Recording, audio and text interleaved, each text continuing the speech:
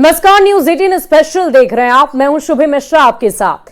भारत के 15वें प्रधानमंत्री नरेंद्र मोदी आज यानी कि 17 सितंबर 2024 को 74 साल के हो गए हैं। बतौर पीएम मोदी इस वर्ष अपने कार्यकाल के 11वें साल में प्रवेश कर चुके हैं। पीएम मोदी के कामों की अगर बात करें तो उन्होंने भारत में कई शानदार काम किए हैं। उनके कामों और फैसलों का दुनिया भी लोहा मानती है। आसमान में सिर उठाकर, आसमान में सिर उठाकर घने बादलों को चीर कर रोशनी का संकल्प ले, अभी तो सूरज उगा है।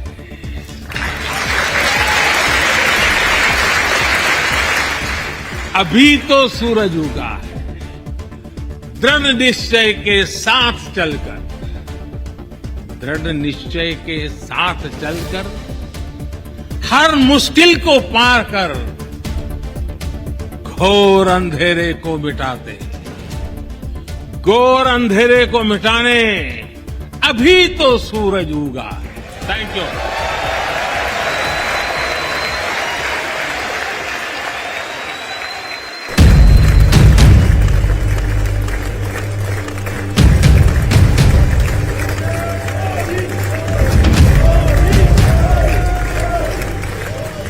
अमेरिकी संसद के संयुक्त सत्र को दूसरी बार संबोधित करने का इतिहास रच रहे नरेंद्र मोदी ने खुद की लिखी कविता से प्रेरणा दी थी। इस कविता पाठ पर तालियों की गड़गड़ाहट रुक नहीं रही थी। अमेरिका में नरेंद्र मोदी के नाम पर ऐसा जन सैलाब उमड़ता है जिसे देख वहां के बड़े बड़े नेताओं को रश्क हो जाए।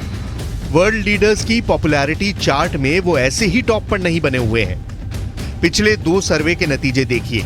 टॉप 10 में तमाम नेताओं की अप्रूवल रेटिंग कहां से कहां पहुंची और नरेंद्र मोदी टॉप पर बने हुए हैं। दुनिया की फास्टेस्ट ग्रोइंग इकोनॉमी है, लार्जेस्ट डेमोक्रेसी है, लार्जेस्ट पॉपुलेशन है, बिगेस्ट ह्यूमन रिसोर्स है। डिजिटल ट्रांसफॉर्मेशन भारत का जो हुआ है वो सारी दुनिया को दिखता है। और भारत का जो विश्व मित्र वाला जो एक आयाम है वो पैंडेमिक से लेकर के किसी भी तरह आज तक एक voice of global south Bharat उभरा है। जिसका इतना नाम है उनके नाम उतने ही सम्मान भी हैं। 6 जुलाई 2024 मॉस्को, रूस। 5 साल पहले जिस सम्मान का ऐलान हुआ था, पुतिन ने पीएम मोदी को उसी order of Saint Andrew the Apostle की माला पहनाई, जिसके साथ नरेंद्र मोदी के नाम पर 14 देशों के सर्वोच्च सम्मान जड़ दिए गए। जिन 14 देशों ने पीएम मोदी को अपने सर्वोच्च सम्मान दिए, उनके नाम चौंकाने वाले हैं। कुछ नाम तो ऐसे हैं जिन्हें जान भारत के दुश्मनों को यकीन नहीं होता। 3 अप्रैल 2016 को सऊदी अरब ने पीएम मोदी को सर्वोच्च सम्मान ऑर्डर ऑफ अब्दुल अजीज से सम्मानित किया। 4 जून 2016 को अफगानिस्तान ने मोदी को स्टेट ऑर्डर ऑफ गाजी अमीर अमानुल्लाह खान सम्मान से नवाजा। 10 फरवरी 2018 को फिलिस्तीन ने order of the state of फिलिस्तीन अवार्ड दिया। 8 जून 2019 को मालदीव ने order of the distinguished rule of Izzuddin सम्मान सौंपा। 24 अगस्त 2019 को संयुक्त अरब अमीरात ने पीएम मोदी को ऑर्डर ऑफ जायद सम्मान दिया। इसी रोज बहरीन ने भी पीएम मोदी को king Hamid order of the renaissance दिया।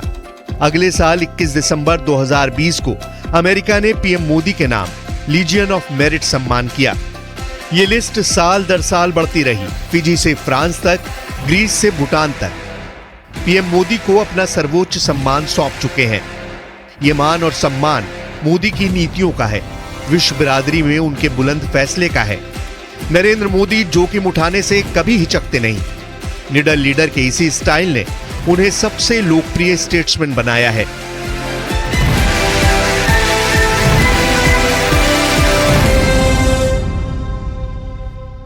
और पीएम मोदी दूसरी बार हीराबा के बिना जन्मदिन मना रहे हैं। जन्मदिन पर मां हीराबा से आशीष लेना वो कभी नहीं भूलते थे। मां के आंचल में बिताए कुछ पल पीएम मोदी का सबसे बड़ा बर्थडे गिफ्ट होता था। नरेंद्र मोदी अपनी मां हीराबा का जन्मदिन भी बहुत ही अनोखे अंदाज में मनाते थे। हीराबा के 100वें जन्मदिन पर पीएम मोदी ने देशवासियों को एक भावुक संदेश दिया था। उस संदेश में पीएम मोदी ने एक चौंकाने वाली जानकारी भी दी थी। 18 जून 2022 गांधीनगर, गुजरात।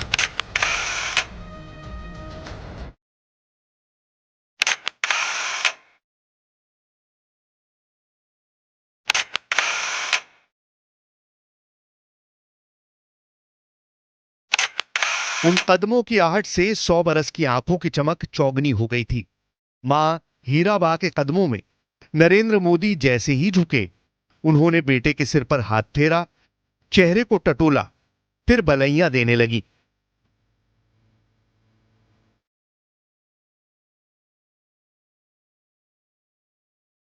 मोदी ने मां के चरण अमृत को नयनों में संजोया, आराध्य की पूजा की, फिर इत्मीनान से दोनों ने बातें की।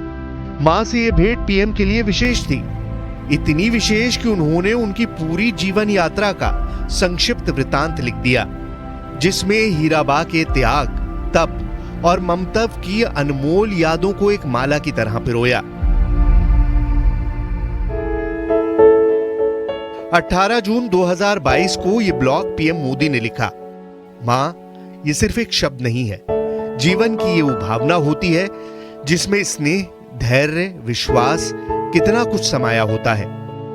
दुनिया का कोई भी कोना हो, कोई भी देश हो, हर संतान के मन में सबसे अनमोल स्नेह मां के लिए होता है। मां सिर्फ हमारा शरीर ही नहीं गढ़ती, बल्कि हमारा मन, हमारा व्यक्तित्व, हमारा आत्मविश्वास भी गढ़ती है। और अपनी संतान के लिए ऐसा करते हुए वो खुद को खपा देती है, खुद को भुला देती है। नियमित रूप से अपने जन्मदिन पर माताजी के आशीर्वाद लेने आते थे और आते थे एक सामान्य नागरिक की तरह। वो अपने पद को पीछे छोड़कर आते थे और अपनी माताजी के पैरों में बैठकर वो उनका आशीर्वाद लेते थे। कि मन में जो पड़े हुए भाव थे, माताजी के प्रति के जो आदर थे, वो उसको प्रदर्शित किया उन्होंने। माता को देवी के स्वरूप मानते थे। पीएम मोदी ने हीराबा के शताब्दी वर्ष में प्रवेश करने के मौके पर उनकी अद्भुत आदतें, उनकी सूझबूझ और गृहस्थी को संजोने की समझ की प्रशंसा की।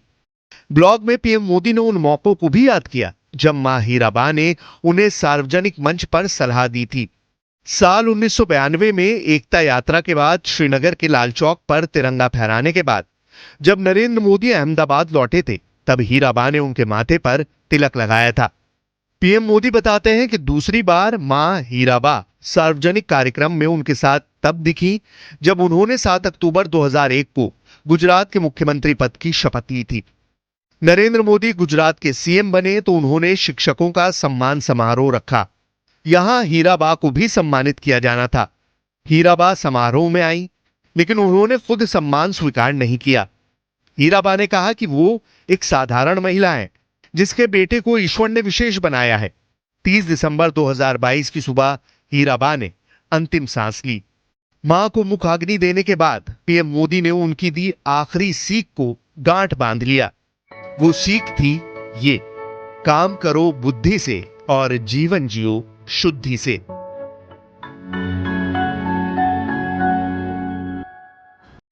और बहराइच के गांव में देर रात आदमखोर भेड़िए के हमले से फिर से हड़कंप मच गया है।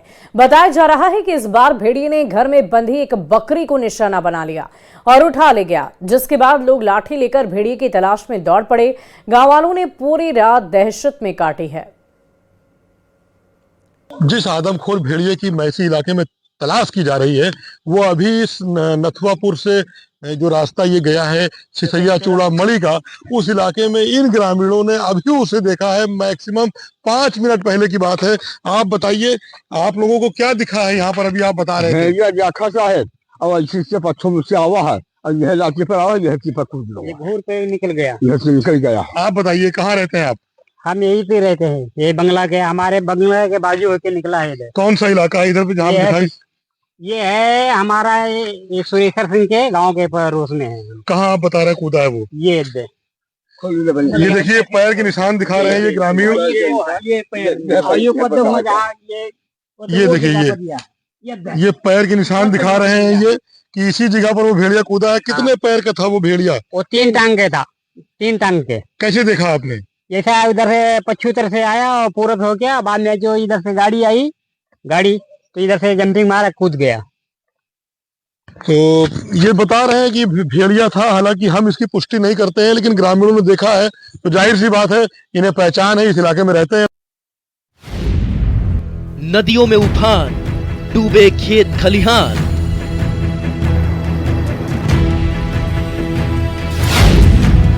सड़कें बनी समंदर, शहरों की बिगड़ी सूरत।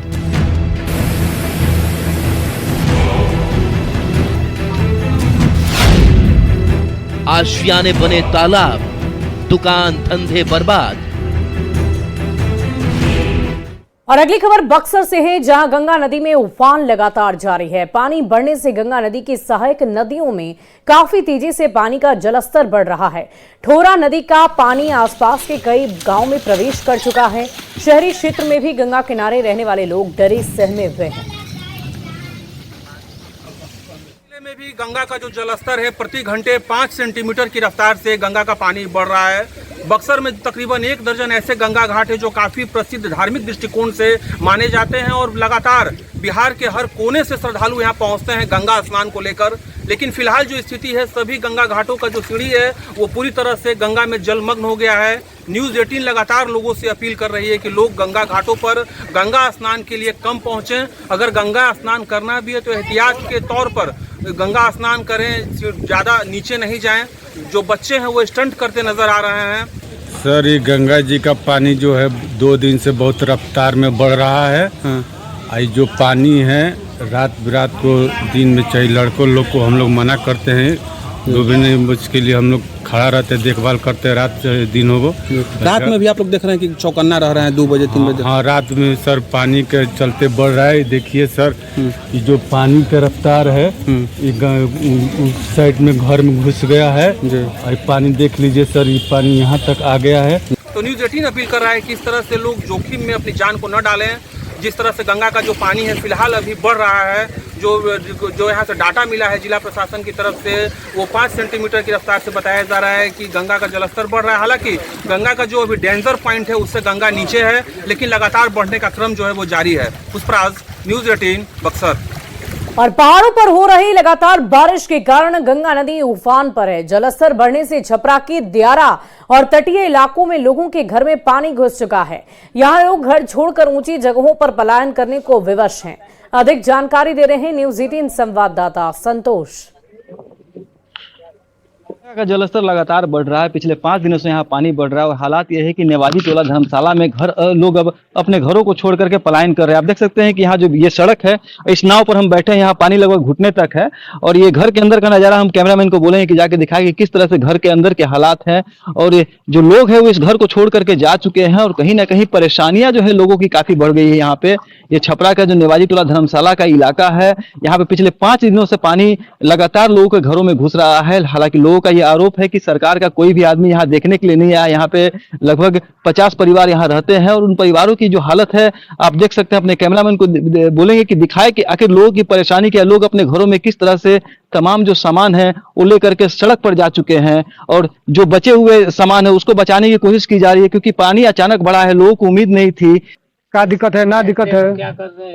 कोई पूछने नहीं आया, कोई ना। तो सामान वामान लेके कहाँ जा रहे हैं? कहाँ साधु स्कूल में जाकर रोड पे घर तो है पर लेकिन पानी इतना बढ़ रहा है ना। ये देखिए, ये सब ये घर है, टूटा फूटा सब घर है हमारा। सब घर में पानी घुस गया है, सब में पूरा घुस गया है। सब हम लोग तब क्या बोलते हैं, तिरपाल गिरा हम लोग घर बना के रोड पे हम निकल रहते हैं। हालांकि कुछ परिवार है जो अभी भी अपने बचे हुए सामान को निकाल रहे हैं, लेकिन 4 दिन से यहाँ पे हालात बने हुए बाढ़ जैसे, और इस कारण से यहाँ के लोग जो है पलायन करने को विवश है। हालांकि लोगों की शिकायत ये भी है कि प्रशासन का कोई आदमी यहाँ देखने नहीं आया है। हालांकि डीएम से हमारी बात हुई, डीएम ने जरूर कहा है कि वहाँ पे नजर है, पानी का जो जलस्तर बढ़ रहा है लगातार। प्रशासन ने अलर्ट जारी किया है कि जो भी निचले इलाके के लोग हैं वो तत्काल सुरक्षित स्थानों पर चले जाएं, किसी तरह का खतरा नहीं हो, इसके लिए जो प्रशासन की टीम है लगातार नजर बनाए हुए। लेकिन यहाँ जो ग्राउंड जीरो पर जो लोग का कहना है, जो लोग यहाँ पे परेशान है, उनका कहना है कि प्रशासन का कोई भी करिंदा यहाँ देखने इनको नहीं आ रहा, जिसके कारण इनकी परेशानियां लगातार बढ़ रही है। संतोष गुप्ता, न्यूज़ 18 छपरा। और बिहार में लगातार बारिश हो रही है, जिसकी वजह से गया की फाल्गु नदी और बोधगया की मुहाने नदी में उफान है। बोधगया प्रखंड के छाछ गांव में नदी किनारे रहने वाले लोगों के घरों में पानी घुस रहा है। नदी किनारे बनाए गए घर भी पानी के कटाव के कारण क्षतिग्रस्त हो चुके हैं। कुछ दिन पहले आए तेज पानी से 2 से 3 घर भी टूट गए। ग्रामीणों का कहना है कि इसकी जानकारी स्थानीय प्रशासन को दी गई है, लेकिन कोई भी सुध लेने वाला नहीं। साथ ही लोगों ने यह भी कहा कि गलत तरह से बालू को निकालने के कारण कई जगह पर नदी में गड्ढे हो गए, जिस कारण नदी का पानी गांव की ओर चला जाता है। मौके से और अधिक जानकारी दे रहे हैं न्यूज 18 संवाददाता एलन लिली।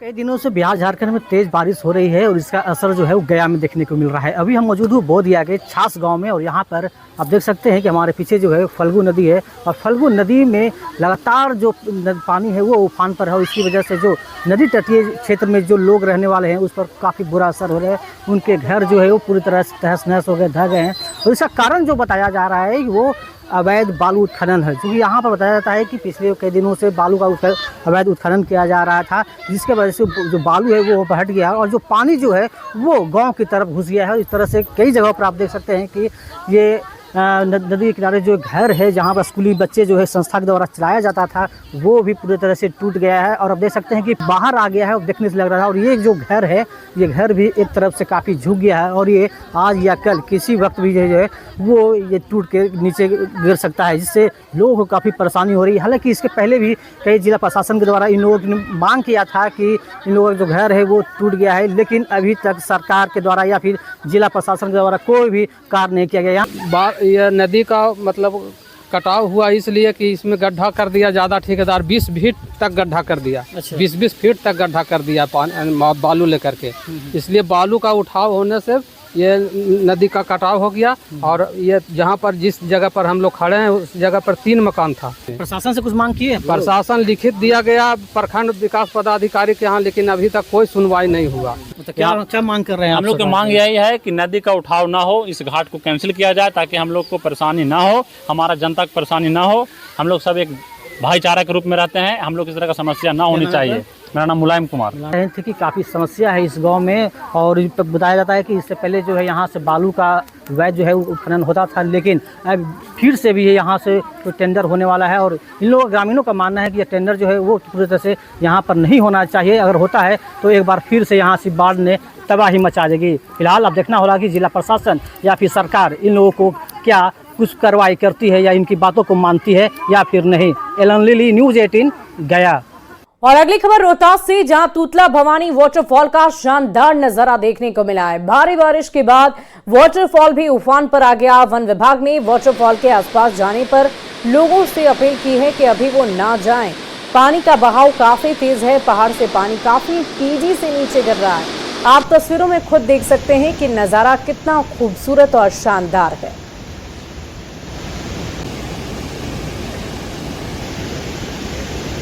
तो वाटरफॉल के नज़ारे को देखकर हर कोई मनमोहित हो रहा है और ये तस्वीरें हम आपको इसलिए दिखा रहे हैं कि ये बहुत ही खूबसूरत तस्वीर आप देख पा रहे होंगे। दरअसल भारी बारिश की वजह से वाटरफॉल में भी पानी का सैलाब नजर आ रहा। हालांकि लोगों से ये अपील की गई है, सैलानियों से ये अपील की गई है कि इस वक्त वो वाटरफॉल के आसपास ना जाएं, लेकिन ये नज़ारा अपने आप में ही बेहद खूबसूरत और शानदार नजर आ रहा है।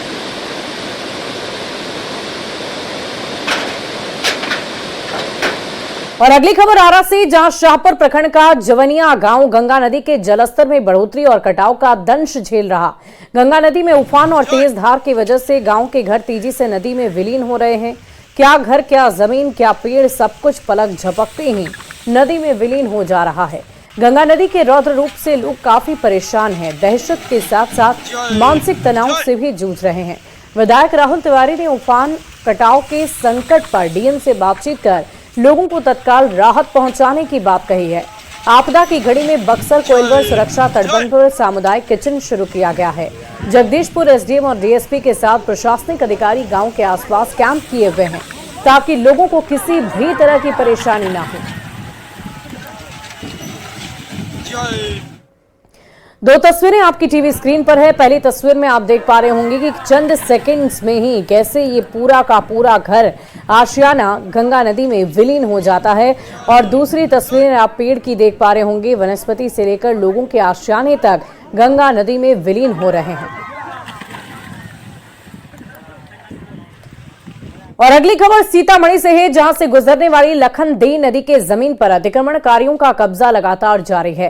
सीतामढ़ी समेत कई इलाकों में नदी की जमीन पर इमारत बनाई जा रही है। नगर निगम पर भी कार्रवाई नहीं करने के आरोप लग रहे हैं। मौके से और अधिक जानकारी दे रहे हैं न्यूज 18 संवाददाता राकेश रंजन। सीतामढ़ी शहर से गुजरने वाली यह लखनदेई नदी है। स्थानीय लोग इसे लक्ष्मणा नदी के भी नाम से जानते हैं और आपको हम तस्वीर के माध्यम से दिखलाने की कोशिश करते हैं कि किस तरीके से लखनदेई नदी को अतिक्रमण लगातार किया जा रहा है। और जो लखनदेई नदी के आसपास के इलाके हैं उसमें भारी अतिक्रमण का स्थिति उत्पन्न हो गया है। स्थानीय जो अतिक्रमणकारी है वो नदी के ज़मीन को अतिक्रमण करके उस पर आलीशान मकान बना रहे हैं और प्रशासन इस मामले में किसी तरीके की कोई कार्रवाई नहीं कर रही है। 2 साल पहले सीतामढ़ी नगर निगम के द्वारा तकरीबन 60 लोगों को नोटिस भेजा गया था और अतिक्रमण को लेकर जवाब मांगा गया था कि किस परिस्थिति में आखिरकार नदी के ज़मीन को अतिक्रमण करके मकान बनाया गया है, लेकिन उस मामले में अब तक कोई कार्रवाई नहीं हुई। सीतामढ़ी शहर से गुजरने वाली यह लखनदेई नदी धार्मिक आस्था का भी प्रतीक है और अक्सर जो पूजा पाठ होता है इसी नदी में संपन्न कराए जाते हैं, लेकिन अतिक्रमण की वजह से नदी दिनों दिन संकीर्ण होती जा रही है और लगातार नदी का स्वरूप बिगड़ता जा रहा है। नदी नाला का सख्त अख्तियार करती जा रही है और आप तस्वीर देख सकते हैं अभी भी नदी के आसपास कितने बेशकीमती मकानों को बना लिया गया है और बहुमंजिली इमारत को बनाने का काम लगातार जारी है। और इस मामले में प्रशासन के द्वारा किसी तरीके की कोई कार्रवाई नहीं की जा रही है तो सहज अंदाज़ा लगाया जा सकता है कि सीतामढ़ी शहर से गुजरने वाली इस लखनदेई नदी पर अतिक्रमणकारियों की बुरी नज़र लग चुकी है। और यही वजह है कि नदी के आसपास के सरकारी जो ज़मीन है, नदी के ज़मीन है, उसको लगातार अतिक्रमण किया जा रहा है और किसी तरीके की इस पर कोई कार्रवाई नहीं होने की वजह से अतिक्रमणकारियों के हौसले बुलंद है। राकेश रंजन, न्यूज 18 सीतामढ़ी। और राजधानी रांची में हो रही लगातार बारिश का असर रांची के डैम पर भी नजर आ रहा है। 28 फीट क्षमता वाले कांके डैम के तीनों फाटक खोल दिए गए हैं। डैम का फाटक खोलने से निचले इलाकों में बाढ़ के हालात पैदा हो रहे हैं। कांके डैम से छोड़ा जा रहा पानी का शोर एक खूबसूरत नजारे के साथ दहशत भी पैदा कर रहा है।